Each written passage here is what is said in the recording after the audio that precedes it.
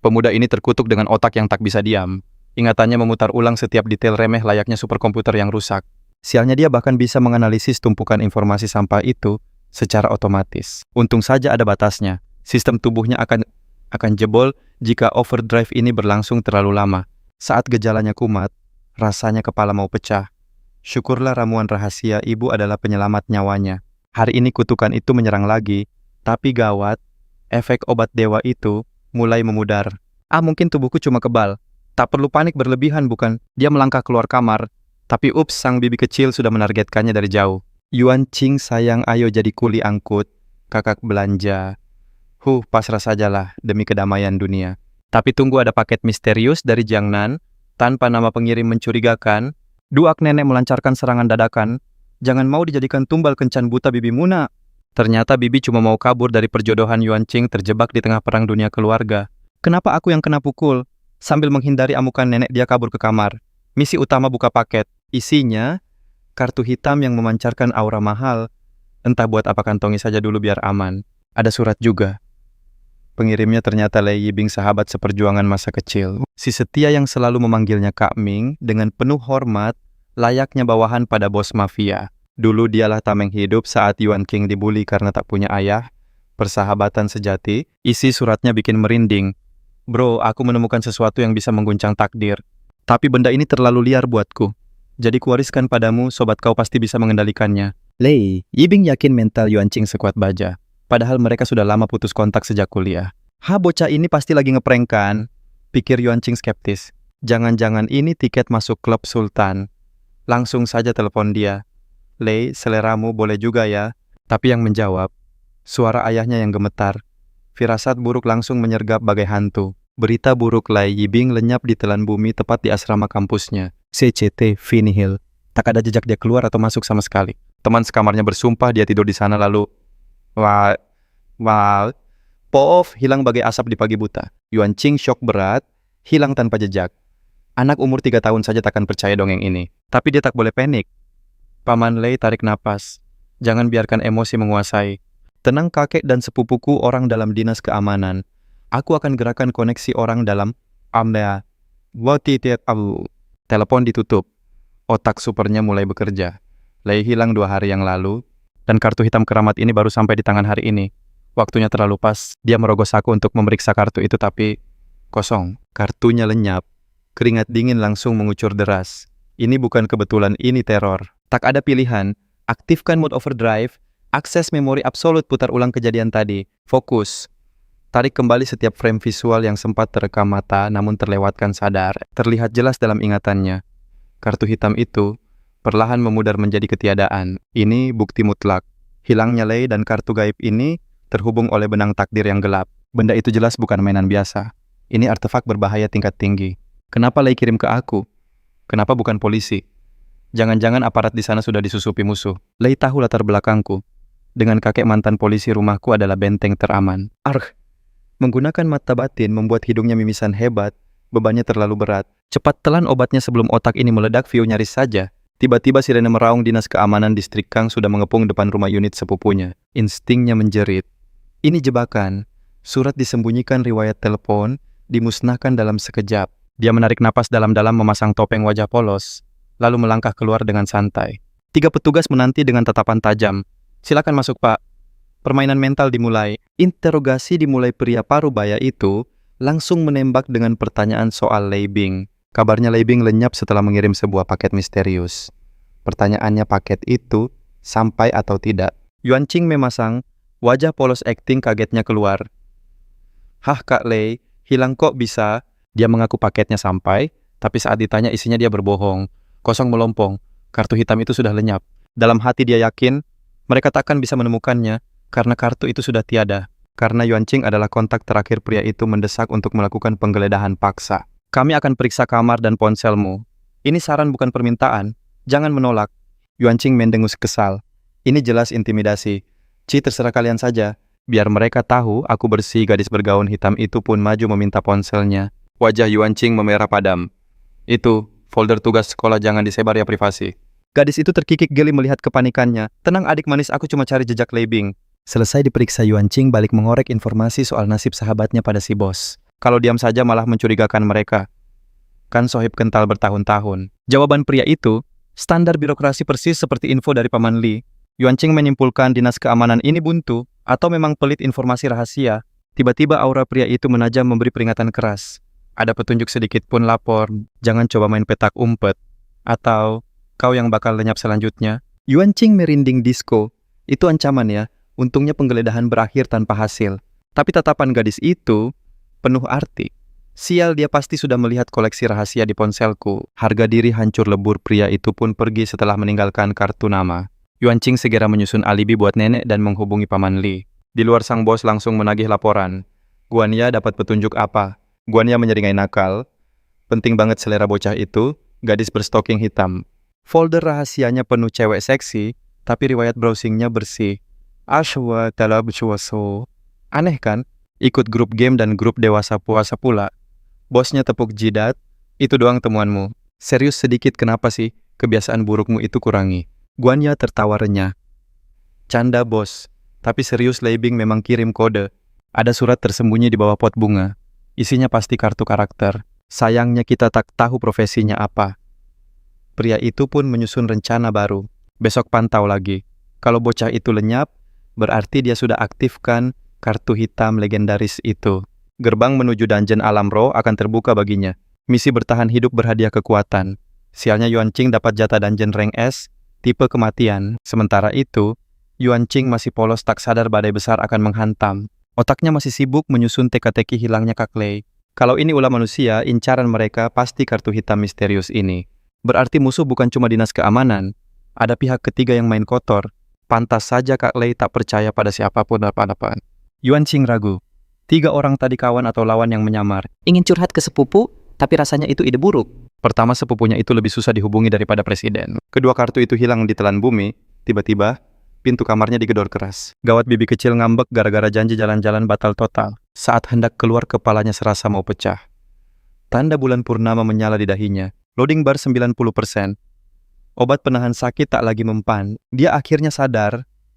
Kartu hitam itu bukan hilang tapi menyatu dengan tubuhnya. Instingku berteriak keras. Kartu hitam ini pasti harta karun, level dewa yang diincar banyak orang. Dan Kalai mati-matian melindunginya dari musuh. Ini bukan sekadar hadiah biasa, ini adalah tiket yang bisa memutar balik takdir. Dan dia mempercayakannya padaku, sahabat sejatinya. Angka loading merangkak naik, 99%, 100%. Tiba-tiba suara robotik yang dingin dan tanpa emosi memecah keheningan. Sinkronisasi karakter selesai. Ping. Sebuah hologram biru menyala terang muncul melayang tepat di depan mataku. Astaga, ini persis seperti status window di game RPG. Dan di kolom profesi tertulis 3 kata yang memancarkan aura misterius Dewa Pengembara Malam, Mbara. Tunggu indeks moral cuma 60. Dan peringatan merah itu, bahaya fatal. Jangan biarkan moralitas turun di bawah batas aman. Maksudnya apa ini? Dulu aku boleh jadi brengsek, tapi sekarang dipaksa jadi orang suci. Yuan Qing menatap layar itu dengan ekspresi campur aduk. Sistem klasik ala novel isekai, gumamnya. Suara itu kembali menuntut, mohon masukkan ID karakter Anda. Yang paling konyol teknologi secanggih ini, tidak punya fitur perintah suara Yuan Qing, menghela napas pasrah merasa dipermainkan. Terpaksa manual, dengan pena virtual dia menggoreskan nama aslinya dengan penuh percaya diri. Error. Nama asli dilarang. Sistem ini benar-benar protektif atau sekadar ingin mempersulit hidupku karena nama pasaran. Berpikir cepat, Yuan Qing menulis nama kedua. Ding, sukses, gerbang alam spiritual akan terbuka dalam 10 detik. Selamat datang Yang Mulia Yuan Sitianzun. Yuan Qing melongo. Wow, sistem ini benar-benar memanggilku dengan gelar dewa tertinggi itu. Hei, jelaskan dulu apa itu alam spiritual. Tapi sistem masa bodoh roda takdir sudah berputar tanpa ampun. Wuush, pemandangan berubah total. Memasuki peta 0079 terowongan kematian yang link, tingkat kesulitan S mode solo maut. Quest log diperbarui misi 1. Bertahan hidup 3 jam di neraka ini. Misi 2, jelajahi setiap sudut terowongan terkutuk nomor 0079. Dan tentu saja, aturan klasiknya, semua barang dari dunia nyata dilarang masuk. Sial, aku benar-benar tangan kosong sekarang. Debu dan kegelapan menyambutnya. Yuan Qing masih linglung ketika jendela informasi lore muncul melayang menjelaskan sejarah tempat mengerikan ini. Ingatan masa lalu berkelebat. saat dia masih di rumah bibi. Kecilnya yang cantik pernah melambaikan tangan. Yuan sini. Kita belanja baju baru yuk, ucapnya riang. Kontras sekali dengan teks sejarah berdarah di depannya. Terowongan Yangling dibangun akhir abad lalu. Tragedi menimpa. Satu tim konstruksi. Lenyap ditelan kegelapan terowongan tak pernah kembali ke permukaan seolah bumi memakan mereka. Tim SR menyisir area berhari-hari hasilnya nihil. Kecuali satu orang pekerja malam yang ditemukan gemetar di sudut gelap. Dia masih bernapas, tapi jiwanya sudah hancur lebur. Matanya kosong, pikirannya telah direnggut oleh kegilaan total. Saat diinterogasi dengan cara apapun, mulutnya hanya menceracaukan mantra yang sama. Jangan masuk kuil itu. Keringat dingin mengucur deras di punggung Yuan King. Sialan, jadi aku terjebak di dalam terowongan Yangling yang legendaris itu, salah satu dari 10 misteri Songhai. Pantas saja terasa familiar. Dia baru saja lewat sini beberapa hari lalu saat pulang kampung. Tapi versi aslinya, jelas tidak seangker ini. Yuan King menarik napas panjang, berusaha menekan detak jantungnya yang menggila. Tenang, Yuan berpikir. Otaknya berputar cepat menganalisis situasi. Misi bertahan hidup 3 jam. Artinya tempat ini sarang maut. Tapi dengan adanya level dan profesi, itu berarti ada celah untuk menang. Hanya dengan Menerkasan ketinggi kami kelang akasa. menyelesaikan misi kekuatan itu akan jadi milikku gelar Dewa Pengembara Malam. Mungkin adalah hadiah utamanya. Tapi sekarang dia buta total soal kekuatan ini. Ucapan Kalai tentang sulit dikendalikan pasti merujuk pada risiko kematian konyol ini. Mati di tempat terkutuk ini, tidak terima kasih. Itu ending yang sangat buruk. Tiba-tiba bulu kuduknya berdiri. Di belakangnya, sosok-sosok dengan baju tambang lusuh dan helm retak muncul dari kegelapan. Itu bukan manusia. Naluri berteriak, lari, tapi terlambat. Dari segala arah para penambang hantu itu muncul memblokir jalan. Dia terkepung total. Aneh. Kenapa mereka diam saja alih-alih mencabik-cabik jari-jari pucat mereka justru menunjuk serempak ke satu arah? Mereka menolongku, atau ini jebakan untuk menggiring domba ke tempat pembantaian? Pikirannya berkecamuk penuh curiga. Persetan dengan alasannya. Yang penting menjauh dari kerumunan mayat hidup ini adalah prioritas nomor 1. Kakinya membawanya berlari hingga napas putus, dan sampailah dia di sana.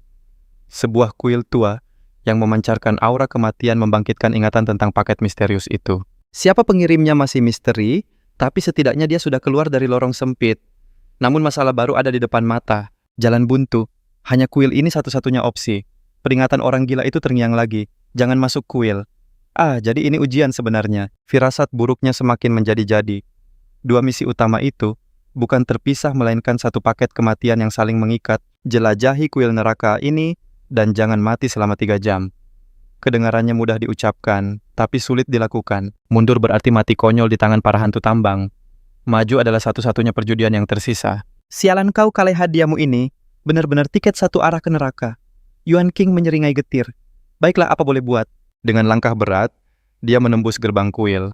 Dan di sana, di tengah kegelapan pekat seberkas cahaya misterius menantinya dari dalam bangunan utama. Bisikan-bisikan aneh mulai merayap meneror indera pendengarannya.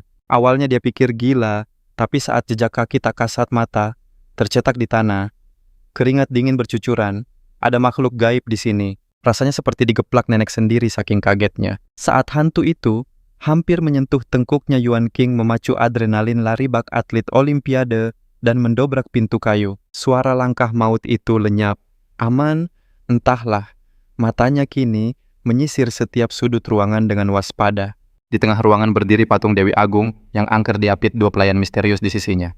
Aneh, Yuan King melihat tangan kiri sang dewi seperti mencengkeram sesuatu, tapi genggamannya kosong melompong.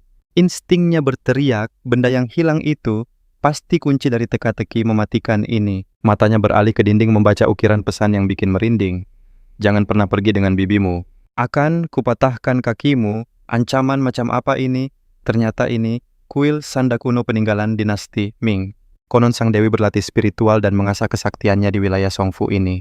Dia ahli jimat master alkimia, bahkan mampu memanggil hujan badai dan mengusir roh jahat. Berkat lindungannya penduduk memujanya sebagai dewi penjaga yang membawa berkah. Tapi 600 tahun telah berlalu. Siapa gerangan yang menyalakan lilin abadi di aula kosong ini? Astaga, di bawah meja persembahan, tergeletak mayat pekerja konstruksi yang mengenaskan. Melihat mayat itu, benih keraguan dan ketakutan mulai berkecambah di hati Yuan King. Apakah dunia roh ini nyata? Atau tim konstruksi sial itu tak sengaja tersesat ke dimensi lain? Legenda urban ini ternyata mimpi buruk nyata. Nyawanya kini benar-benar di ujung tanduk. Tak ada jalan kembali. Dia harus memeriksa mayat malang itu demi petunjuk. Tulang bahunya retak parah. Ada beberapa lembar kertas kuno terselip di sakunya. Isinya catatan rahasia tentang guru kuil dan tragedi para muridnya di masa lalu. Seorang murid junior sadar tiap malam satu rekannya lenyap tanpa jejak bagai ditelan bumi. Senior bilang itu ulah iblis pemangsa. Tapi bukankah mereka semua pendekar berilmu tinggi? Guru melarang kabar ini bocor, namun teror berlanjut. 3 murid lagi raib misterius. Firasat buruk menghantui, apalagi gelagat kakak seperguruan tertua makin hari makin aneh. Tatapannya penuh amarah seolah baru saja menguak kebenaran yang mengerikan. Belum sempat bertanya esoknya, kakak seperguruan tertua itu pun hilang tanpa bekas. Panik melanda si murid bungsu, akhirnya nekat mengadu langsung pada sang guru. Guru hanya berkata dingin, "Temui aku saat matahari terbenam sendirian. Akan kubuka rahasia dupa 1000 tahun." Tulisan itu terhenti tepat saat senja tiba. Ini petunjuk emas pekerja senior. Itu pasti sengaja menyembunyikannya sebelum tewas. Menguak misteri kejatuhan kuil ini, mungkin satu-satunya tiket untuk keluar hidup-hidup. Sial, petunjuk di sini habis. Mau tak mau, dia harus keluar dari zona aman ini. Artinya, dia harus siap berduel nyawa dengan makhluk horor di luar sana. Ingat cerita hantu itu, ada satu orang selamat, ikuti jejaknya adalah strategi terbaik saat ini. Diam berarti mati, konyol maju berarti judi nyawa. Yuan King bimbang setengah mati. Persetan dia memilih bertaruh nyawa dan menyelinap hati-hati ke halaman belakang. Pemandangan di luar sana lebih gila. Mayat rekan timnya bergelimpangan di mana-mana. Meski mentalnya sudah baja, tetap saja pemandangan jagal ini bikin bulu kuduknya berdiri. Luka mereka fatal semua. Tiba-tiba, tolong. Jeritan memilukan terdengar dari balik gerbang. Jantung Yuan King mau copot.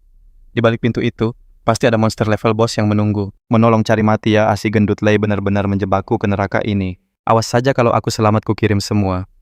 PR matematika ke pamanmu biar kau menderita seumur hidup. Dia memilih kabur dari sumber suara itu, mengabaikan teriakan demi bertahan hidup. Mayat lagi. Tapi tunggu. Ada jimat pembakar dupa dan kitab kuno. Jackpot jarahan. Tiba-tiba suara notifikasi sistem yang sudah lama dirindukan akhirnya memecah keheningan. Item ditemukan, jimat penekan mayat, rank spiritual, item sekali pakai karya Grandmaster Ye Xian yang legendaris. Ini adalah musuh alami segala jenis mayat hidup.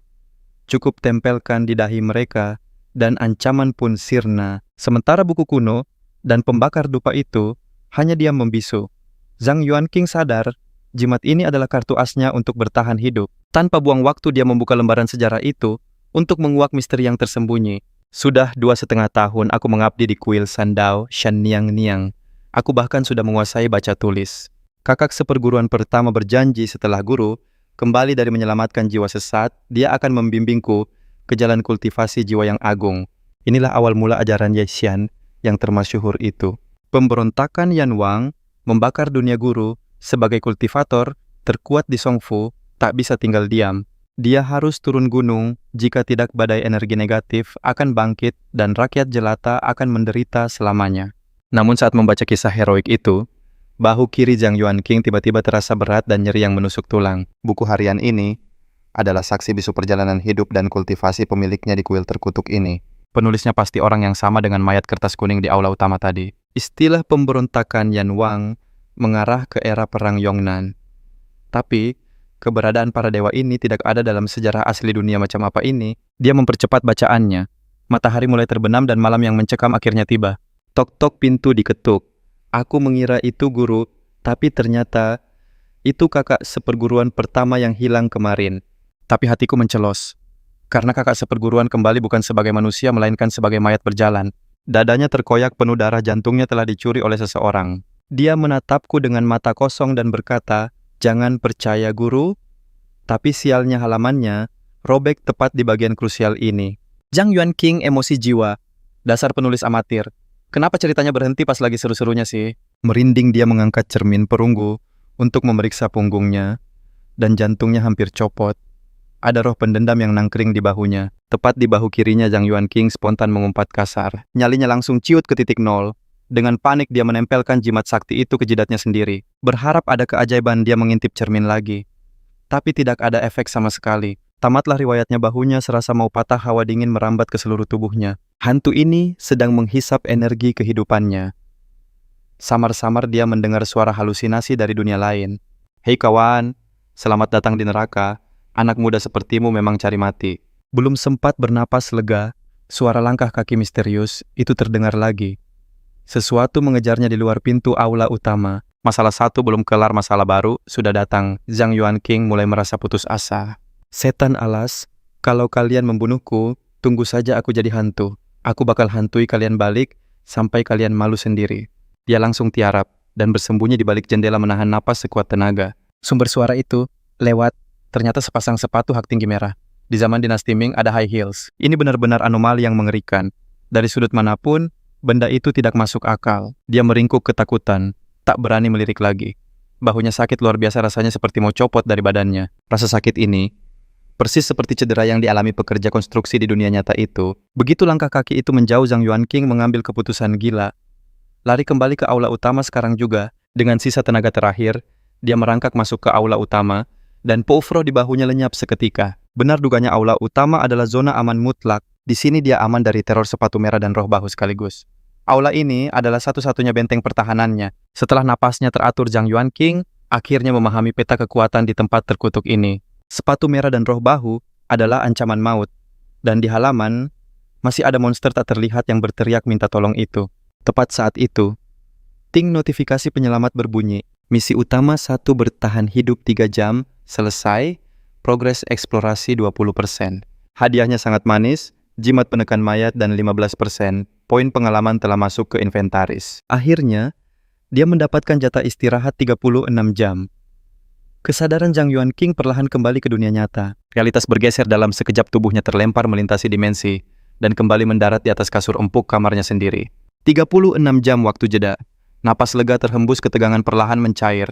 Saatnya memeriksa hasil panen di panel sistem. Jimat penekan mayat tersimpan rapi di inventaris. Namun tatapannya langsung terkunci pada indikator level dan poin pengalaman di sudut pandang. Level Noel Zhang Yuanqing Mendeci. Sepertinya gelar resmi Yushen belum layak disandang oleh pemula sepertinya.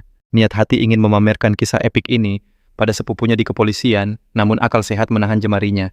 Kisah gila ini, bagi manusia biasa pengalaman menembus alam gaib, hanyalah ocehan delusi orang sakit jiwa. Seketika bayangan 3 tamu misterius yang pernah menyambangi rumahnya melintas tajam di ingatan. Firasatnya berkata mereka adalah kunci.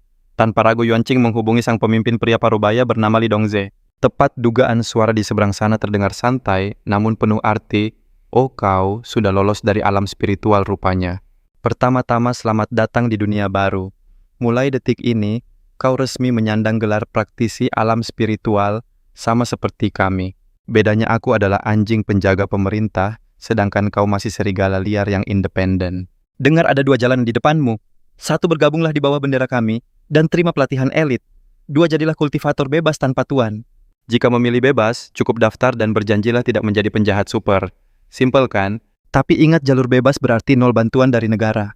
Mendengar itu tanpa pikir panjang, Yuanqing langsung memilih opsi pertama. Dengan nada patriotik yang dilebih-lebihkan, ia berseru, "Demi tanah air, demi rakyat, aku siap mewakafkan raga ini untuk keadilan semesta." Dongze tersenyum puas di ujung telepon. Darah aparat memang beda, latar belakang keluargamu benar-benar membentuk mental baja. Pemuda yang penuh dedikasi, simpan tenagamu, istirahatlah. Besok pagi jemputan VIP akan menantimu. Yuanqing menyanggupi, meski wajahnya memerah karena malu. Teringat betapa ia sempat menyembunyikan masalah Leibing dari mereka sebelumnya. Waspada itu naluri yang bagus, puji Dongze. Namun pagi datang menyapa Yuanqing dengan wajah kusut dan mata pandanya. Semalaman suntuk teror, pengantin hantu terus menghantui mimpinya, merampas setiap detik ketenangannya. Di meja makan, ia melihat celah. Yuanqing mencoba memancing kakeknya tentang tragedi berdarah di terowongan Yangling masa lampau. Kek, bagaimana nasib pekerja konstruksi yang selamat dari insiden itu? Apa dia masih hidup? Dia masih hidup, tanyanya menyelidik. Pertanyaan yang berat mengingat kakek adalah salah satu saksi kunci dan penanggung jawab insiden tersebut. Kakek berkilah lupa karena dimakan usia. Namun nenek tiba-tiba menyela, pekerja yang selamat itu. Dia menghilang tanpa jejak tak lama kemudian. Nenek menambahkan dengan polos, Tuan Chen yang menceritakan kisah seram itu padaku waktu itu. Namun kakek langsung memotong tajam. Jangan percaya takhayul murahan seperti itu. Percaya pada sains, hardik kakek. Namun bagi Yuanqing ini adalah konfirmasi. Nasib pekerja itu sama persis dengannya. Polanya jelas. Selesaikan misi pertama, istirahat 36 jam, lalu ditarik paksa kembali ke neraka itu selamanya. Artinya, misi kedua di kuil Dewa Gunung nanti adalah tiket satu arah menuju kematian bagi mereka yang tak siap. Keputusannya berlindung di ketiak pemerintah adalah langkah jenius, Setelah membasuh wajah, ia bergegas keluar menemui Li Dongze. Tanpa ia sadari di belakang punggungnya tatapan kakek menyimpan 1000 misteri yang tak terucap. Di gerbang apartemen sebuah mobil mewah telah menanti. Zhang Yuanqing masuk dan disambut pertanyaan santai Dongze. Mau minum apa? Kokah, jawabnya polos. Dongze mendengus bocah. Di sini cuma ada alkohol, kita harus mampir ke supermarket dulu kalau begitu. Sambil menyalakan mesin, Dongze masuk ke mode serius. Sekarang kita urus pelantikanmu sekaligus kuberikan pelatihan dasar. Pasang telinga baik-baik. Aku akan memperkenalkan diri secara resmi sekarang. Aku Li Dongze, praktisi tingkat 3 dari Wuxingming cabang Songhai, komandan skuad 2 Kangyang, profesiku penyelidik. Mulai hari ini kita rekan kerja. Dengar alam spiritual adalah anomali kekuatan supernatural yang menampar wajah sains modern. Bahkan kami belum paham sepenuhnya. Ia nyata ada di sini, namun terpisah dimensi. Sebuah paradoks yang belum terpecahkan. Hanya manusia terpilih yang bisa menembusnya, dan kuncinya adalah benda keramat bernama kartu karakter. Begitu kartu itu di tangan kau akan langsung dilempar ke misi tantangan. Hidup atau mati. Jika lolos dari maut barulah kau menerima profesi. Skill dan kekuatan super bukan lagi sekadar mimpi. Sistem pemilihannya acak kartu itu bisa tiba-tiba muncul di tubuhmu atau tergeletak begitu saja di pinggir jalan. Hati-hati, bahkan satu klik iseng di tautan aneh internet bisa menjadi kontrak jiwamu dengan alam sana. Misi tantangan hanyalah gerbang neraka. Ingin naik level dan jadi kuat kau harus terus bertaruh nyawa di dalam sana. Dongze menoleh dengan seringai tipis, tapi tenang saja jangan tegang dulu. Nikmati perjalanannya. Misi tak selalu muncul dan tak semua alam roh itu mematikan. Ada yang cukup menarik. 2 tahun terakhir, aku hanya masuk dungeon solo 3 kali. Sisanya dungeon party yang jauh lebih aman.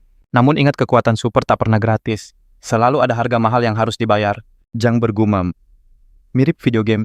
Ya, tepat sekali. Tapi dungeon solo adalah mode neraka dengan tingkat kematian tertinggi. Dungeon party punya 2 rasa tipe kematian dan tipe hukuman. Tipe hukuman itu lunak.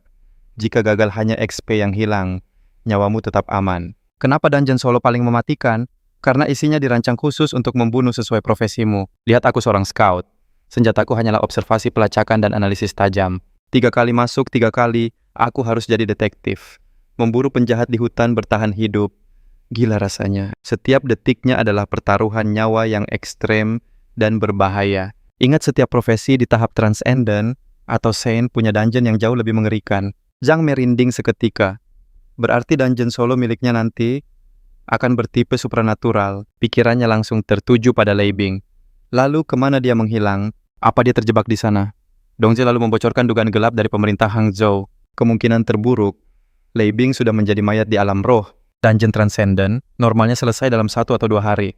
Tapi Lei Bing sudah hilang 4 hari. Zhang Yuanqing syok berat. Dengan gemetar dia bertanya, bagaimana dengan level di atas Transcendent? Dongze menggeleng ragu. Pasti lebih lama tapi entahlah. Secercah, harapan muncul.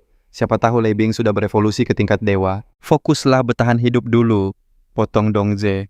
Omong-omong berapa poin moralmu sekarang? 60 poin, jawab Zhang polos. Wajah Dongze langsung berubah serius.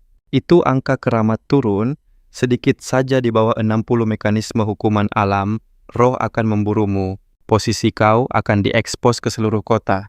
Misi otomatis, sucikan pendosa ini. Zhang panik setengah mati. Gawat, apa menonton video pelajaran itu mengurangi moralitas? Maksudku, kalau teman saya yang nonton, Dongze tertawa terbahak-bahak melihat kepanikan itu. Tenang bocah, cuma kriminal asli yang dihitung. Mencuri atau melukai -1 sampai 5 poin. Tapi membunuh orang itu langsung potong 10 poin. Intinya jangan bikin kekacauan besar. Kehidupan pribadimu tak ada yang mengurusi. Ada pengurangan tentu ada penambahan. Jadilah pahlawan. Terdengar masuk akal bukan? Zhang semakin bingung. Kenapa fenomena supranatural peduli pada moralitas manusia? Apa hubungannya dengan ketertiban sosial? Tak lama mereka tiba di markas keamanan. Sambil memimpin jalan, Dongze menyeringai. Nambah poin kebajikan itu gampang. Terlalu gampang. Cukup berbuat baik. Makanya banyak penjahat dari organisasi jahat yang rajin beramal. Itu adalah cara instan paling cepat untuk mencuci dosa mereka. Asal punya uang mereka bebas membunuh sembarangan. Konyol sekali kan? Kau takkan tahu wajah asli di balik topeng demawan itu. Nyawa manusia cuma seharga uang. Dunia nyata alam roh sama saja busuknya. Oh ya, membunuh sesama player poin kebajikan tetap aman. Sekarang mari bicara soal penguasa. Organisasi resmi. Kenalin kita ini aliansi 5 elemen, isinya 5 geng elit, ensiklopedia harimau putih, api merah dewa air, sama orang pusat. Job kelasnya juga gokil, ada penggembala penyelidik penyihir api, hantu air, sampai monster tanah. Selain aliansi 5 elemen, ada juga beberapa organisasi resmi lainnya. Baca dokumennya nanti. Aliansi ini baru seumur jagung, baru berjalan 20 tahun. Sebelumnya kacau balau. Sifat mereka bertentangan dan saling benci. Contohnya para gembala dari kubu ensiklopedia itu. Mereka itu ekstremis lingkungan yang gila. Bagi mereka, hewan lebih berharga dari nyawa manusia. Li Dongze mendecih, kesal, mulut pedasnya mulai menyerang faksi lain tanpa ampun. Pusat pemerintahan cuma makelar, tanah istana dewa air H, itu cuma sarang peternak bakteri busuk. Tapi begitu bicara soal timnya sendiri, wah narsisnya kumat. Korps Harimau Putih adalah definisi jenius yang sesungguhnya. Tenang, cepat, mematikan. Profesi paling sempurna. Zhang Yuanqing langsung paham ini, persis pembagian role dalam game RPG. Geng api merah itu, tanker barbar istana dewa air, jelas meja elemen air. Ensiklopedia itu, support atau summoner. Pemerintah cuma jadi mid shield. Penyelidik cuma ward murahan seharga 75 emas. Hah, mata Li Dongze mendadak berkilat tajam. Kau bosan hidup ya bocah? Zhang Yuanqing langsung kicep. Tidak pak. Namun nadanya kembali serius. Ingat, begitu penyelidik menembus batas transenden kekuatan tempur, mereka akan meledak gila-gilaan. Tapi bicara soal perfect class, bukan sombong nih, cuma dewa pengembara malam yang bertahta di puncak rantai makanan. Bahkan di tahap awal mereka adalah mesin pembunuh dengan burst damage yang mengerikan. Bicara dengan arwah bisa melatih roh jahat, gampang mengendalikan pasukan hantu makanan sehari-hari. Skill set dewa damage monster sayangnya, populasi mereka lebih langka dari berlian. Bayangkan saja kota Songhai sebesar ini, nol besar, kita krisis pengembara malam. Pertama, dungeon khususnya sedikit. Kedua, sekte Tai yang rakus itu sudah memborong semua bibit unggul di ibu kota. Li Dongze menepuk jidat, baru sadar dia lupa hal paling dasar. Omong-omong, kelasmu apa? Zhang Yuanqing tersenyum polos. Kebetulan banget pak, saya dewa pengembara malam. Hening melanda ruangan. Mata Li Dongze membelalak tak percaya. Kau serius? Jangan bercanda soal kelas keramat ini.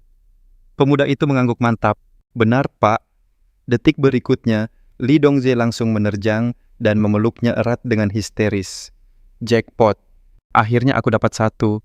Kau tahu kau itu idola masa depan, semua faksi memburu kelas ini. Dengar ya, si cantik dari ensiklopedia itu sampai rela pakai trik murahan demi merekrut mata-mata geng api merah. Jebakan wanita cantik, rayuan maut sampai si bodoh itu rela berkhianat demi cinta, gila kan? Oke. Siapa nickname alam rohmu? Tanya Li Dongze antusias. Zhang Yuanqing menjawab dengan wajah datar. Yuanxi Tianxun. Senyum Li Dongze langsung kaku. Wajahnya berubah gelap seketika. Oke. Nama yang sangat berani. Baiklah, gaji pokok 2000 misi ada bonus tambahan. Prestasi bagus artinya bonus cair. Deal. Zhang Yuanqing mengangkat kedua tangannya pasrah. Siap, bos. Tiba-tiba aura menggoda menyeruak. Guan Ya, si Onesan cantik tingkat 2 melangkah masuk. Dia juga penyelidik senior. Tapi bagi Zhang Yuanqing, ingatan tentang insiden itu langsung membuatnya salah tingkah. Saat wanita itu memeriksa folder tugas di laptopnya, rasanya ingin menghilang saja. Li Dongze langsung menyambar. Pas sekali Guan Ya urus kontrak bocah ini. Aku ada urusan penting. Harus lapor atasan segera. Guan Ya menatap wajah merah padam Zhang Yuanqing, senyum nakal terukir di bibirnya. Halo adik manis. Wah, sepertinya kau selamat dari misi pertamamu ya. Sebelum kabur, Li Dongze berbalik menunjuk Guan Ya dengan waspada. Hei, jangan racuni otak polos mahasiswa kita. Dia masih di bawah umur tahu. Guan Ya terkekeh renyah melihat kepanikan di wajah juniornya. Padahal aku yakin adik mahasiswa ini penasaran soal alam roh kan? Iya kan? Zhang Yuanqing cuma bisa mengangguk pasrah. Bebenarkah? Melihat Li Dongze yang pergi sambil cengar-cengir, Guan Ya heran. Kapten, kenapa sih girang banget? Jalannya sampai melayang begitu. Begitu bos pergi, Guan Ya merangkul bahu Zhang Yuanqing dengan akrab. Biarkan saja orang tua itu. Isi formulir ini, lalu serahkan kartu identitasmu. Kalau lupa, bawa sebutkan saja nomor induknya. Biar kakak yang urus. Zhang Yuanqing masih menunduk, tak berani menatap mata indah itu. Iya. Sambil menunggu Guan Ya bertanya santai. Kapten, cerewet itu sudah kasih briefing dasar belum? Sedikit, jawabnya singkat sambil sibuk menulis. Bagus. Jari lentiknya menunjuk formulir, suaranya berubah serius. Dengar baik-baik, ini penting. Di dunia kita, profesi terbagi dua. Kubu legal yang resmi dan kubu jahat yang terlarang. Mereka yang memilih jalan jahat, sifatnya menyimpang.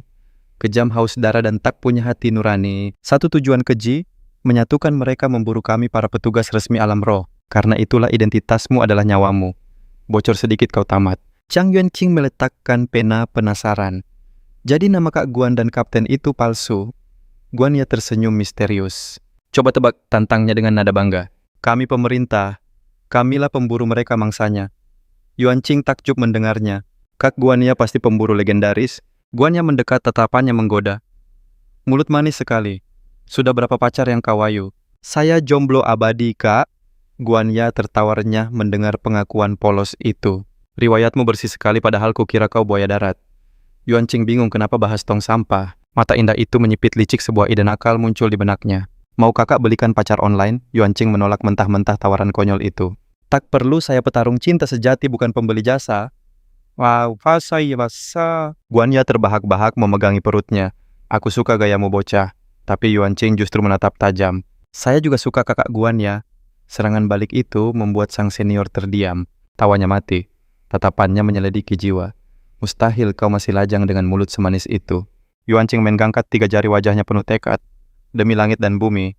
Jika aku bohong pada kakak, biarlah aku disambar truk saat keluar nanti. Cukup dramanya. Guan Ya kembali serius. Ayo bahas bisnis. Distrik Kang punya 10 tim. Kita tim 2. Denganmu kita berlima. Hanya kapten dan aku yang anggota elit korps Harimau Putih. Karena kapten yang merekrutmu, kau juga akan mewarisi lencana Harimau Putih nanti. Ingat itu baik-baik. Yuanqing membatin menyadari kompleksnya politik dunia ini. Persaingan faksi di aliansi 5 elemen ternyata jauh lebih tajam dari dugaannya. Dia menepuk dada dengan gagah. Tenang saja, aku akan setia mengekor Kak Guan Ya. Guan Ya tersenyum puas mengambil formulir itu. Aku suka pria bersemangat sepertimu. Matanya menyusuri tulisan di kertas itu. Mari kita lihat data dirimu. Yuan Sitian Zunwah, nama yang minta dihajar orang sekampung. Lalu matanya terhenti. Napasnya tercekat. Dia tak percaya apa yang dibacanya. Dewa pengembara malam, seruannya memecah keheningan ruangan seketika. Dia mendongak menatap Yuanqing dengan gemetar. Kau seorang Night Wanderer. Yuanqing mengacungkan jempol dengan bangga. Tentu saja, kini ia paham kenapa kapten kegirangan tadi. Tiba-tiba jari lentik Guan Ya mengangkat dagu Yuanqing. Wajah pemuda itu memerah padam. Tatapan Guan Ya begitu intens. Akhirnya, tim kita memiliki sang pengembara malam. Jangan sampai kau tergoda wanita jalang dari organisasi lain, mengerti? Atau kau akan menyesal. Yuanqing panik.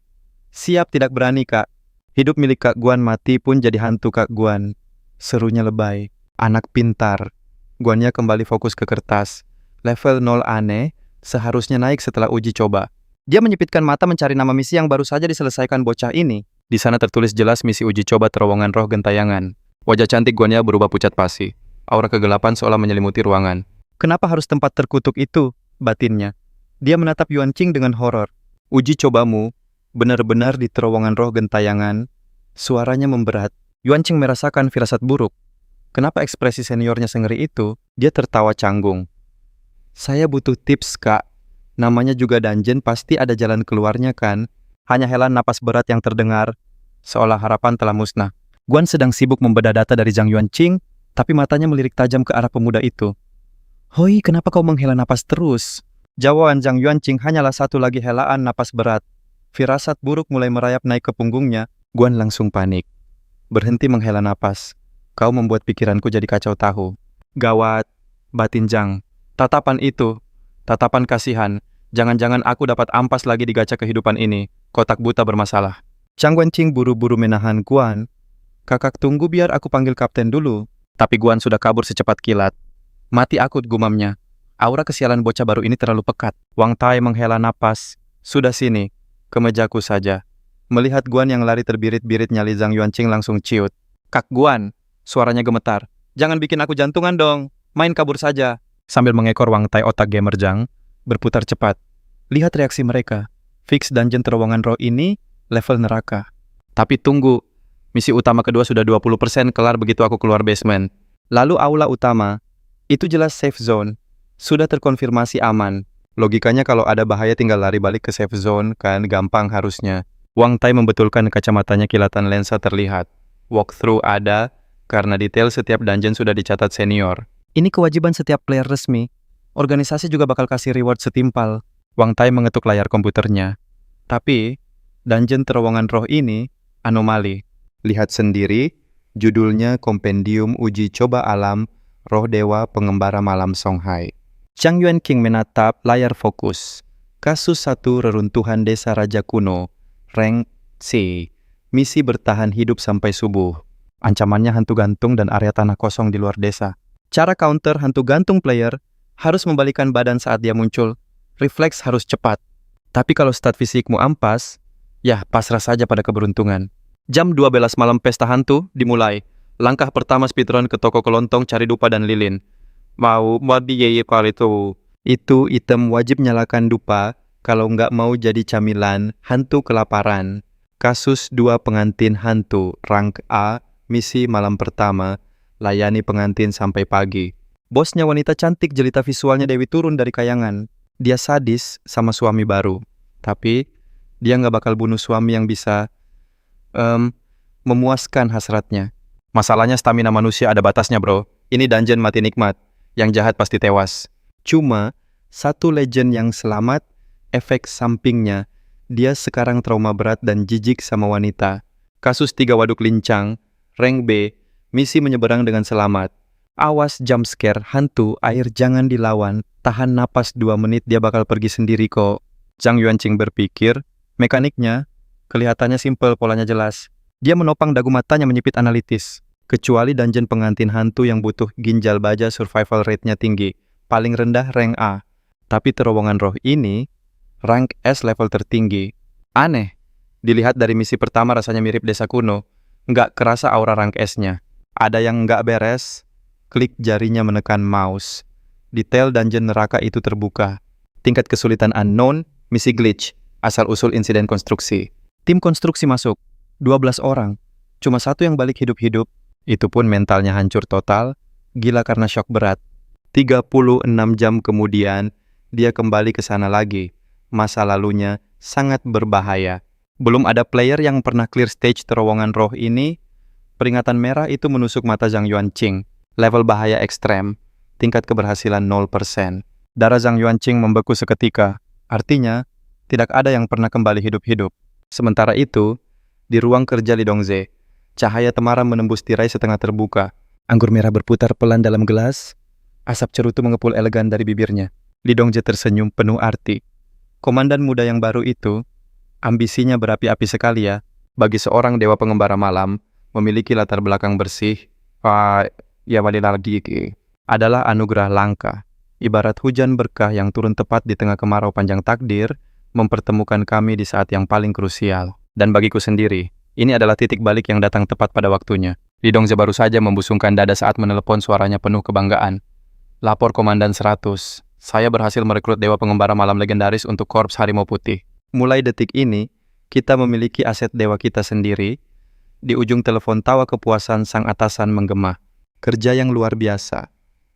Kapten Li namamu akan kuajukan ke organisasi untuk menerima medali jasa tertinggi. Dongze mulai hanyut dalam imajinasi liar, mata berbinar melihat masa depan kejayaan pasukan Harimau Putih yang gemilang. Brak, tiba-tiba pintu dibanting terbuka oleh Guanya. Napasnya memburu, wajahnya pucat pasi. Gawat darurat ketua. Dongze berusaha menjaga wibawa mengangkat gelas anggurnya dengan gaya elegan. Guanya, tenanglah. Sikap panik begitu sungguh tidak estetik. Guanya tak peduli pada etika dan langsung menjatuhkan bom atom. Dunia spiritual yang dimasuki anak itu adalah terowongan roh residual. PFFFHT. Anggur mahal yang belum sempat tertelan langsung menyembur keluar dari mulutnya seperti naga air. Li Dongze melompat histeris sambil menjambak rambutnya sendiri. Matanya melotot horor. Terowongan roh residual. Demi Tuhan, ia mondar-mandir penuh frustrasi menghentakkan kaki. Dasar bocah ingusan, baru belajar jalan sudah cari mati di lubang neraka. Lihat kekacauan yang kau perbuat ini. Namun begitu tiba di hadapan Zhang Yuanqing, amarahnya lenyap berganti dengan aura kematian yang pekat menyelimuti ruangan. Zhang Yuanqing menatapnya dengan mata anak anjing yang terbuang. Ketua, apa aku masih punya harapan untuk selamat? Mendengar itu, Li Dongze hanya bisa berkacak pinggang terdiam, 1000 bahasa otaknya berputar keras, mencari celah takdir. Sesaat kemudian ia mencengkeram, kedua bahu Zhang Yuanqing tatapannya tajam menusuk jiwa. Dengar ujian alam spiritual adalah dungeon solo pertamamu, dan disinilah letak neraka sesungguhnya. Setiap kata yang keluar membakar semangat sekaligus menciutkan nyali Zhang Yuanqing. Dalam mode solo, kau sendirian melawan dunia. Tak ada sekutu, tak ada bantuan. Ini ujian mutlak dari alam semesta. Ini harga mati yang harus dibayar demi kekuatan supernatural. Li Dongze menghela napas berat. Aku akan mengemis data pada atasan demi dirimu. Berdoalah semoga mereka punya panduan strategi menaklukkan terowongan terkutuk itu di basis data mereka. Jika tidak, Girida, bahkan dewa pun tak bisa menolongmu. Sekarang tuliskan setiap detail pengalamanmu sekecil apapun. Setelah Zhang Yuanqing menyelesaikan laporannya, Dongze berpesan suram, pulanglah. Tunggu kabar dariku. Jangan mati dulu. Begitu ada celah aku akan menghubungimu. Zhang Yuanqing bangkit mengangguk lemah. Dimengerti. Terima kasih atas usahamu ketua. Li Dongze memberi kode pada sosok di belakangnya. Guannya antar dia. Pastikan dia sampai rumah dengan utuh. Kerumunan pun bubar. Zhang Yuanqing melangkah gontai mengekor di belakang Guanya, meninggalkan markas yang kini terasa dingin. Sebelum masuk mobil, ia menatap Guanya dengan dramatis. Kak Guan, apakah ini perpisahan abadi kita? Irati tataba. Tak kusangka omong kosongku jadi nyata. Aku benar-benar akan jadi hantu penasaran yang menghantuimu.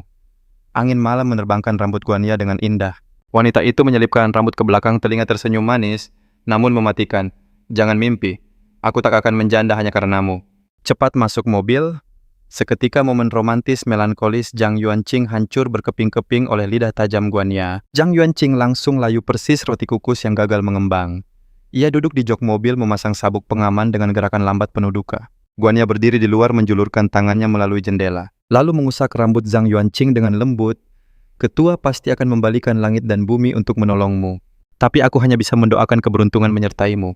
Salam perpisahan itu terasa begitu ringan. Sampai jumpa. Sampai jumpa, balas Zhang Yuanqing lirih. Wajahnya kini gelap penuh beban takdir yang berat. Kembali ke markas Li Dongze, suasana kerja kembali menggila. Suara ketukan keyboard dan goresan pena bersahutan seperti medan perang. Guanya tampak sangat serius mengisi formulir rahasia. Di kertas itu tertulis, Yuan Shi Tianzun Istana Langit Atribut Bintang, catatan gelap, peringatan merah haus, kasih sayang. Potensi diperdaya oleh wanita cantik musuh sangat tinggi. Dengan bunyi klik yang memuaskan, ia meletakkan penanya. Guanya menghela napas panjang, lalu perlahan merobek catatan profil itu dari bukunya. Dengan tegas ia menempelkan profil itu di papan besar bertuliskan personel tim 2. Takdir anak baru itu resmi tercatat. Selesai admin Guanya menoleh. Hei Wang Tai, jujur saja apa anak itu punya harapan lolos? Wang Tai terus mengetik tanpa henti. Jawabannya dingin dan menusuk. Sekalipun sekte punya datanya kemungkinan besar percuma. Terowongan roh residual itu, tanpa menoleh ia melanjutkan vonisnya. Jika muda para dewa pengembara malam, pasti sudah farming di sana sejak zaman dulu. Misi tingkat S, ini gila. Tapi di balik bahaya besar pasti ada hadiah yang menggiurkan. Guan menghela napas berat, matanya memancarkan keputusasaan. Tanpa artefak yang cukup, harapan hanyalah omong kosong belaka. Artefak itu langka ibarat mencari jarum di tumpukan jerami. Bahkan praktisi transenden pun jarang memiliki satupun pelindung diri. Jika kita bisa memodali dia dengan perlengkapan tempur hanya mungkin dia bisa selamat dari neraka ini. Namun fungsi artefak itu spesifik. Pengetahuan kita tentang terowongan roh ini terlalu dangkal. Memberinya barang rongsokan yang tidak cocok sama saja dengan mengirimnya bunuh diri. Guan menggertakkan gigi, suaranya memberat. Ujung-ujungnya kita cuma buang uang dan nyawa sia-sia. Hanya ada 2 cara mendapatkan artefak tak bertuan di dunia yang kejam ini. Pertama, bertaruh nyawa mencarinya di alam spiritual. Kedua, memburu sesama praktisi di dunia nyata. Membunuh demi harta. Itu pun harus artefak lepas yang tidak terikat slot inventaris agar bisa dirampas. Suaranya makin pelan seolah menelan pil pahit. Dua-duanya mustahil dilakukan sekarang. Jika mati di sana, semua harta otomatis disita kembali oleh alam spiritual. Resikonya terlalu fatal. Jawaban datang dari ketukan keyboard Wang Tai. Cahaya memantul di kacamatanya saat ia menghela napas panjang. Tepat setelah Cheng Beng, gerbang terowongan maut itu terbuka lagi tahun ini. Apa bocah ini dikutuk dewa kesialan? Guan pasrah. Mungkin saja. Sementara itu, suasana tegang menyelimuti kantor lain. Li Dongze mengetik bagai orang kesurupan, matanya tajam menatap layar ponsel penuh keseriusan. Ia menulis surat resmi, saya Li Dongze Wakil Komandan 100, melaporkan tentang rekrutan baru sang dewa penjelajah malam. Terowongan roh residual. Sebuah mimpi buruk yang lahir dari tragedi abad lalu. Satu tim konstruksi lenyap seketika tewas mengenaskan setelah terseret ke dimensi spiritual. Hanya satu yang selamat, ia dikembalikan ke dunia nyata. 36 jam kemudian, dalam keadaan terguncang. Misi ini punya 2 tahap mematikan. Beda level dengan ujian karakter biasa yang sekali jalan. Maafkan saya terlalu naif dan terjebak pola pikir lama yang kaku. Saat dia kembali, saya kira dia sudah lolos ujian. Ternyata itu baru permulaan dari neraka yang sesungguhnya. Database sekte Tai adalah kuncinya. Mereka punya informasi terlengkap tentang penjelajah malam. Ketua sekte mereka adalah dewa penjelajah malam terkuat di dunia ini. Mungkin, cuma mungkin sekte Tai tahu cara menaklukkan terowongan terkutuk itu. Jika wakil komandan 100 yang memohon mereka pasti segan untuk menolak. Pantang hianat, pantang meninggalkan teman, itu adalah sumpah suci pasukan harimau putih. Li Dongzhe menatap layar dengan nanar. Secercah harapan terakhir masih berpijar di dadanya. Kumohon, biarkan aku menyelamatkan bakat muda ini dari cengkeraman maut. Jarinya menekan tombol kirim. Adegan berpindah drastis ke rumah Zhang Yuanqing yang tampak damai. Pintu terbuka. Nenek aku pulang, sapa Yuanqing lesu. Bibi sedang mengepel lantai di sana. Yuanqing sepupu Muming Kun sudah datang tuh, dia lagi makan di dalam. Yuanqing mengganggu pelan. Bibi menatapnya cemas. Kok lemas begitu? Habis dari mana sih, nak? Gak apa-apa kok, jawabnya lirih berusaha menyembunyikan badai di hatinya, lalu menuju ruang makan. Di meja makan Ming Kun sedang asik menyeruput sup. Sepupu sudah sampai. Ming Kun menatapnya tajam. Yuanqing, nenek bilang semalam kamu mencariku. Ada masalah apa? Dalam hati Yuanqing berpikir, masalah kemarin sudah lewat tapi petaka baru ini, sepupu pun takkan bisa bantu. Ia menggeleng pelan, wajahnya datar. Lupakan saja. Bukan hal penting. Ming Kun mendesak, soal Leibing ku dengar Li Dongzhe sampai datang ke sini kemarin. Sambil mengunyah, ia bergumam serius, kasusmu pasti berat. Jangan bilang kamu, bahkan aku pun tak bisa. Tiba-tiba bibi kecil menyela dengan heboh. Hei, lihat ini. Ia mengangkat kotak biru bak piala kemenangan. Produk anti penuaan wajib, pakai pagi dan malam. Efeknya ajaib loh, nenekmu yang maksa bibi belikan ini, khusus buat kamu. Wajah Yuanqing masam, seketika moodnya hancur. Bibi kecil, aku tidak butuh ginian. Suara berat, nenek menggelegar aura, membunuhnya membuat Zhang Yuanqing dan Ngu Kuan gemetar hingga keringat dingin bercucuran. Telunjuk sakti nenek mulai menekan kepala mereka tanpa ampun. Tak perlu pakai masker segala, maksudmu wajah nenek yang keriput ini yang butuh perawatan, Umur sudah kepala 3 dan 4 tapi badanmu lebih kering dari ayahmu. Mana ada wanita yang mau melirik kalau begini? Target terkunci. Nenek berbalik ke Ngu Kuan menghela napas panjang penuh kekecewaan. Ngu Kuan, ayahmu benar-benar gagal mendidikmu. Kau harus sadar diri. Ingat tidak waktu Paman Wang datang berkunjung tahun lalu? Kakekmu hampir mati menahan malu gara-gara kau tahu. Saat itu Paman Wang bilang, Lao Chen, aku tak tahu kau punya anak laki-laki kecil. Kakekmu langsung membantah dengan emosi. Itu cucuku. Ngu Kuan hanya bisa cemberut pasrah saat Paman Wang menepuk bahunya sambil tertawa. Wah, cucumu ini, postur tubuhnya unik sekali ya. Kembali ke masa kini, Ngu Kuan memohon dengan suara memelas. Ampun Nek, jangan mengomel lagi. Aku sibuk sekali akhir-akhir ini, ada kasus orang hilang. Mendengar itu, telinga Zhang Yuanqing langsung menajam karena penasaran. Apa katamu? Perhatian nenek pun langsung teralihkan. Ngu Kuan kembali ke mode serius dan menjelaskan. 2 orang lenyap tanpa jejak di terowongan roh residual. Sampai detik ini, nihil. CCTV luar merekam mereka masuk, tapi anehnya, CCTV di dalam terowongan sama sekali tidak menangkap bayangan mereka. Ngu Kuan menatap tajam Zhang Yuanqing memberi peringatan keras. Ingat, tutup mulutmu rapat-rapat. Tenang aku, sudah tanda tangan perjanjian kerahasiaan. Di sisi lain, nenek mulai berbisik penuh gosip kepada bibi kecil. Tempat angker itu lagi, kenapa pemerintah tidak menutupnya saja sih? Iya, setiap tahun pasti ada tumbal di sana. Bibi kecil mengangguk ngeri. Benar-benar, mengerikan sekali. Ngu Kuan memohon dengan putus asa.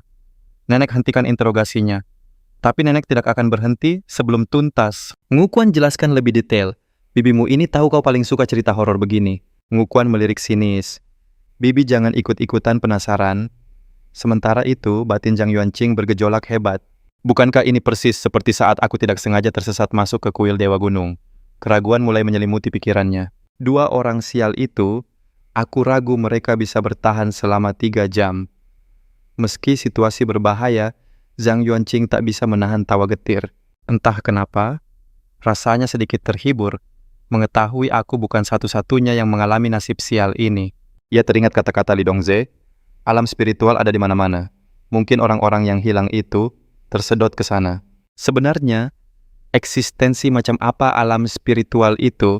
Adegan berpindah ke ibu kota cahaya ilahi yang hangat menembus dedaunan, menciptakan panorama yang agung namun misterius. Sinar itu jatuh menyinari sebuah kipas di tangan sosok yang tak asing lagi. Seorang kakek berjanggut putih sang tetua tampak berbaring santai di kursi rotan. Tiba-tiba kesunyian pecah. Tetua santuan muda dari keluarga Fu mengirim email. Tetua San bertanya malas. Fu Qingyang, ada apa lagi? Bawahan itu segera melapor. Bawahannya di kota Songhai baru saja merekrut seorang dewa penjelajah malam. Ujian alam spiritual pertamanya adalah terowongan roh residual. Dia meminta informasi intelijen tentang tempat itu. Selain itu, dia sangat berharap Anda bersedia memberikan sedikit petuah. Begitu kalimat itu selesai, cengkeraman tangan Tetua San pada gagang kipasnya mengeras. Festival Qingming baru saja lewat. Terowongan roh residual sedang aktif-aktifnya. Akan banyak orang yang mendapat kartu karakter Dewa Penjelajah Malam. Tapi sayang seribu sayang, tak ada satupun yang pernah lolos dari terowongan itu. Tetua San membuka sedikit matanya, tatapannya tajam. Berikan saja dokumennya. Toh sekte kita sudah menyerah menaklukkan terowongan roh residual. Tingkat kerahasiaannya sudah diturunkan. Tapi peringatkan bocah Fu itu, tempat ini adalah ujian alam spiritual tingkat S. Di tengah jalan masalah akan bermunculan dan membuat segalanya mustahil. Ini sudah di luar nalar ujian biasa. Setelah memberi peringatan, Tetua San kembali memejamkan mata seolah sudah melihat takdir buruk. Ia berpikir sejenak, lalu memvonis. Saranku, tinggalkan saja Dewa Penjelajah Malam itu. Dia pasti mati.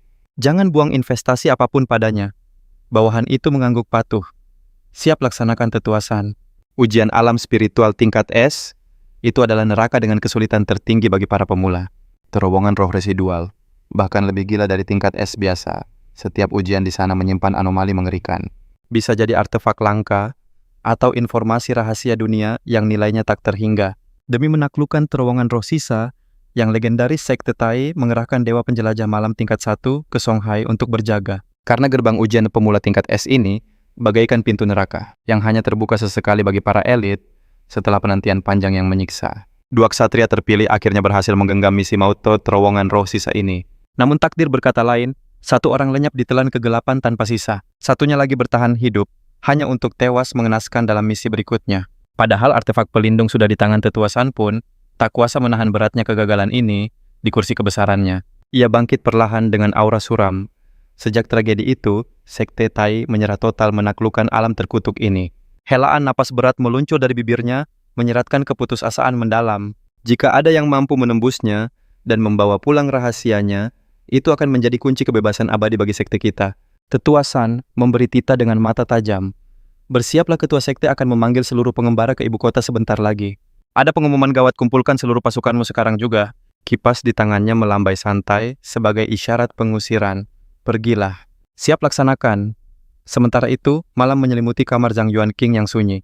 Dalam lelapnya ia teringat celotehan konyol pada bibi kecil. Bibi sadar nggak sih kalau bibi itu agak...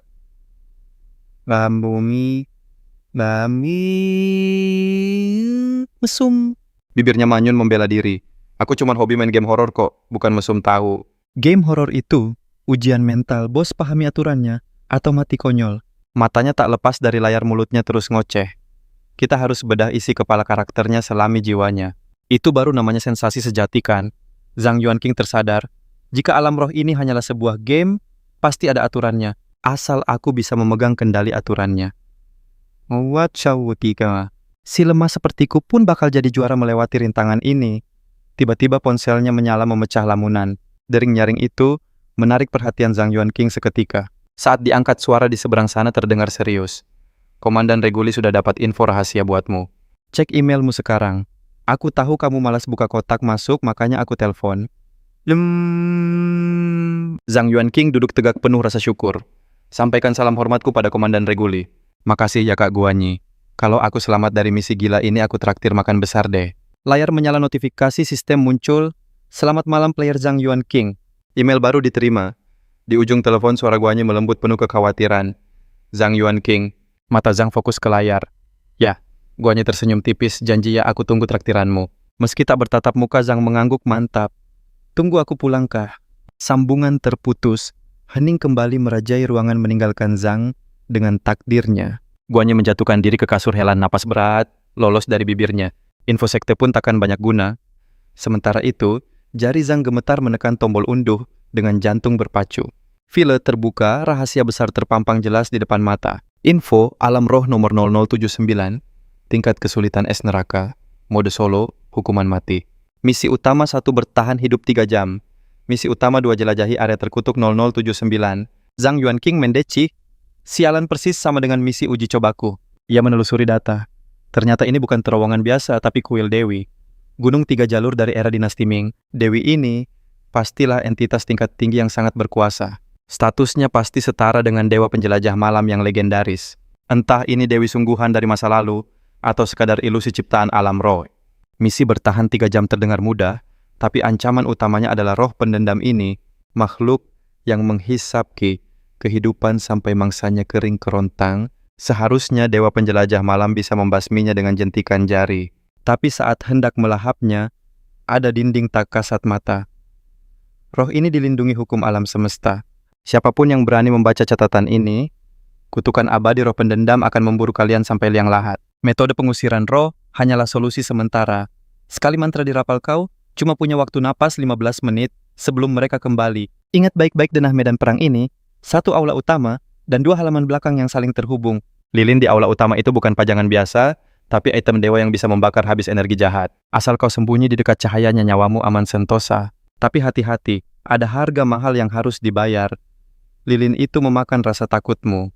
Makin lama kau di sana, insting bertahan hidupmu bakal mati total. Di dunia roh yang penuh teror ini, kehilangan rasa takut sama saja dengan setor nyawa. Sialnya lagi item sakti ini permanen di sana, tak bisa di-loot atau dibawa kabur. Zhang Yuanqing menganalisis dengan tajam. Zona aman ini bagaikan pedang bermata 2, mustahil bisa camping selamanya di sana. Ini persis seperti mekanik game horor yang memaksa pemain untuk terus maju menyelesaikan plot. Penulis catatan itu berkata, "Aku bertahan setengah jam di aula utama. Tiba-tiba terdengar jeritan minta tolong. Dicampur raungan monster yang jelas-jelas bukan suara hewan hidup. Hewan hidup. Setelah pergulatan batin, aku nekat ke halaman belakang." Zhang Yuanqing bergumam pelan membaca bagian menegangkan itu. Aula utama memang safe zone terkuat. Aku sendiri saksi hidupnya. Tapi tak kusangka sumber kekuatannya cuma lilin. Padahal aku sudah baper, mengira Dewi Gunung Cantik itu yang melindungiku. Zhang Yuanqing mengelus dagu otak detektifnya bekerja. Teriakan itu pasti dari pohon beringin raksasa di sana. Memang tak ada raungan waktu aku di sana, tapi halaman timur itu auranya pekat sekali. Pohon itu jelas bos level tinggi. Jangan menoleh. Jangan pernah menoleh. Pohon itu punya kesadaran, dia mengawasi. Tapi kenapa dia minta tolong? Dan raungan siapa itu? Penyelidikanku buntu gara-gara gangguan suara itu. Ternyata pelakunya sepasang sepatu dansa merah. Dia tidak menyerang tapi malah mengajakku berdansa. Demi informasi ku terima tantangannya. Tapi langkah kakinya gila, benar-benar di luar nalar manusia. Polanya terlalu kacau. Bagi seorang amatir seperti saya ini, benar-benar tugas yang mustahil. Tapi tunggu dulu, situasi sebenarnya jauh lebih mengerikan dari dugaan Zhang Yuanqing. Bahkan penari pro pun takkan sanggup. Begitu aku salah langkah mode pembunuh aktif, dan sepatu itu mengejarku. Aku berhasil kabur ke aula utama, tapi bayarannya mahal. 2 tulang rusukku patah dihajar. Sekarang aku paham wujud aslinya. Itu adalah artefak terkutuk tingkat bencana. Dia punya fitur auto-aim yang menembus tembok. Dia takkan berhenti sebelum targetnya hancur. Jadi ini artefak berbasis aturan gila dungeon. Percobaan macam apa yang menyimpan item cheat selevel ini? Pantas saja para senior yang bawa senjata lengkap pun tewas konyol di kuil ini. Akhirnya terjawab kenapa dungeon ini punya tingkat kematian 100%. Benar-benar lelucon mematikan. Padahal yang masuk cuma kroco level 1 atau manusia biasa.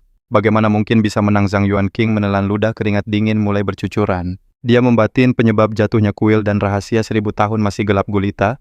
Aku harus selesaikan misi utama kedua ini dengan sempurna.